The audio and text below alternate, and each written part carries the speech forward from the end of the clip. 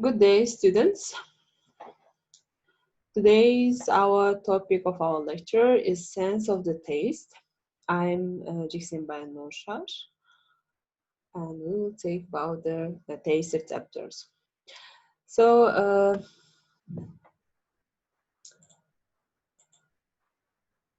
as the receptors for taste, it's the taste buds which is placed in our mouth as a mounted on the puppy layer.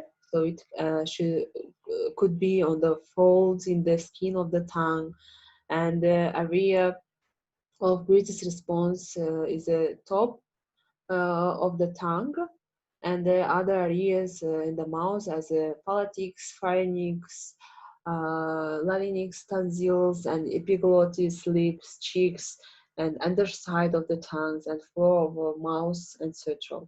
So taste buds are mainly located on the tip and sides and the rear of the tongue.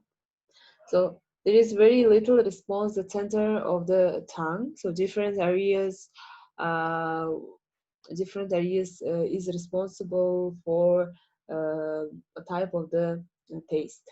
So there is cycle of the life of the buds. It makes about the 10 days and easily destroyed by the heat. And the tongue itself, it's important to bring contact with the food, and taste buds also provides the mixing action which enables even distribution. So there is just a 5 basic taste sensation. So it's the sweet, salt, sour, bitter, and umami. Uh, to detect those tastes should be response requires on the aqueous solution as our saliva secretion.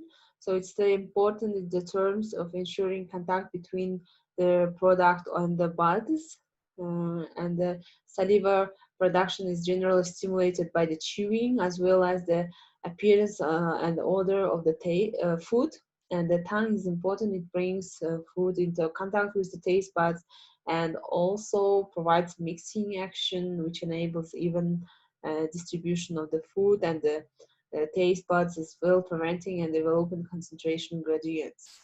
So the physiologically responsible for the particle sensation, so those 5 basics, and the representative group of the sweet, it's the sugars, saccharine, alcohol, and some amino acids. For salts, it's metal ions, sour hydrogen ions, bitter is alkaloids such as quinine, nicotine, and the umami is elicited by amino acid glutamate. So for physiological taste, it must be first it's dissolved in the saliva, must contact with the gustatory receptors. So binding of the food chemicals depolarize the taste cell membrane, releasing neurotransmitter, initiates the generator potential, and elicits action potential. As a transduction of the taste, it's the stimulus energy of the taste. It's converted into a nerve impulse by sodium and hydrogen, and the glucidine in the sweet, bitter, and the calcium taste. So gustatory pathways, it's the signals which is come from these receptors, and it's come to the brain as for the part as gustatory cortex, and we can of course compare with the tastes and the other aromas which were detected before. Yeah, so it's the more sweeter or less salted, etc. So as the influence of other sensation on the taste, The taste is make about 80% of the smell. So mostly it's the thermoreceptors, mechanoreceptors, the gnosis receptors, and also influence on the taste. So we can detect the temperature, texture, viscosity, or detract from the taste.